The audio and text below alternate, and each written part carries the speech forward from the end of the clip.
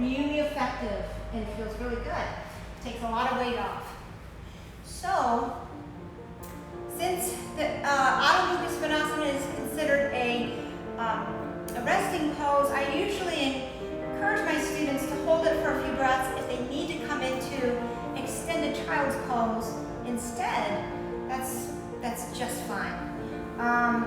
So in order to come into downward facing dog, you want to think of a few things. Again, really wide fingers, index fingers face forward, and you might even want to, I don't know if you can see this well enough, but what I do is I make J shapes with the thumbs, and then I really kind of grip the mat with my fingertips. So the majority of my weight is right behind my index finger on the ball mount of my index finger, and I'm really gripping, okay? Gripping the mat. And this is a very slight movement, but if you can inwardly rotate the forearms, the eyes and the elbows will face one another. Inwardly rotate the forearms, outwardly rotate the upper arms. This is going to stabilize those shoulders to protect the shoulder joint. Okay, so really putting a little give in the elbows. You never want to lock your joints here. Shoulders down away from the ears as you rotate the upper arms up and back, curling the toes under. Once you've got a good foundation, then you can inhale the hips up, exhale the hips back, and just walk the dog out. Now, how far should the feet be away from the hands? It depends on what kind of action you want to feel in this downward facing dog. But before we talk about that, I want you to look at my shoulders. See how they're up in my ears? I'm going to press them away from the ears, shake the head out. So your collarbones are wide. They're not up here, but they're down away from the ears. And you're shaking the head out, nice, relaxed neck. If you want to get more of a shoulder opener, walk the feet away so you can sling those shoulders. Feels super good. If you want more of a hamstring stretch in those legs, walk the feet a little more forward. You'll get more of the hamstring and calf stretch. And your heels will be more likely to touch the ground. So back here, a lot of people get concerned about the aesthetics of the asana, and I want you to unpack the asana in a way that you don't think about how the asana looks, but how it feels on the inside. So even if two people's asanas look the same, they may be feeling it totally different. And what may be important for the aesthetics for one person may not be important at all for the other. So I've come across a lot of yogis over the years where it's very important for them to have their heels down on the mat. And it really depends on the way their joints and their bones are shaped. So for instance,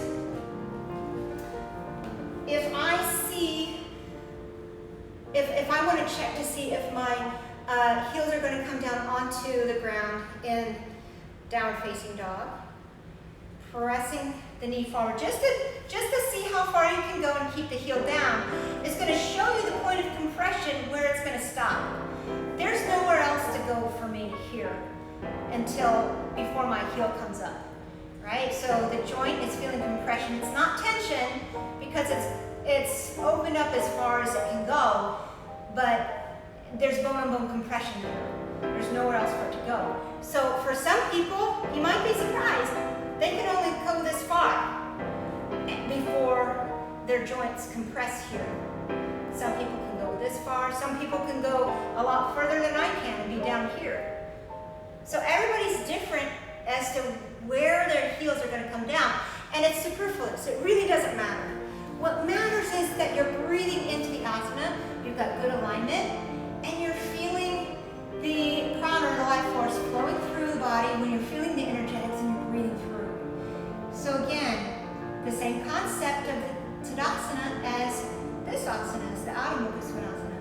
Collarbones wide, ears level with the shoulders, but your neck is nice and released. Everything from the waist up is bright and expansive. Everything from the waist down is engaged. Thighs spiraling inward. And, you can release that contraction option if you want that opening in the hamstrings, but you can still feel the spiraling, inward spiraling of the thighs with a neutral pelvis. So lots going on in down facing dog. If you have high blood pressure that isn't being taken care of through medication, you want to check with your doctor. I would stay away from any kind of pose where you have an inversion where your head is lower than your heart. And if you're pregnant, I would stay away from this up through the 3rd trimester. You can do it, but after the 3rd trimester, most doctors will really want you to have practiced inversions for a long time before you were pregnant if you were to want to continue up through the 3rd trimester. One of our teachers here who has had a few babies of her own had a breech baby, and so she did an inversion right before his birth, and he flipped inside the womb and was flipped right side up, so he was able to have that safe birth. So there's all kinds of things that you can think about when coming into these asanas when you're pregnant. The woman, the teacher that we have has been teaching yoga for pregnant women for years now. And prenatal and postnatal yoga, there's so much to it. It's just a completely different world. It's a beautiful world. And so if you are interested in that at all, you're more than welcome to reach out to me through the comments, and I'll get you in touch with her. Again, if you have any questions about Adho Muka Svanasana, please leave a comment, and please subscribe if you haven't already. Again, this is Chris with Indiana Yoga Studio. Thank you so much for joining me today. May you be blessed the rest of the day. Namaste.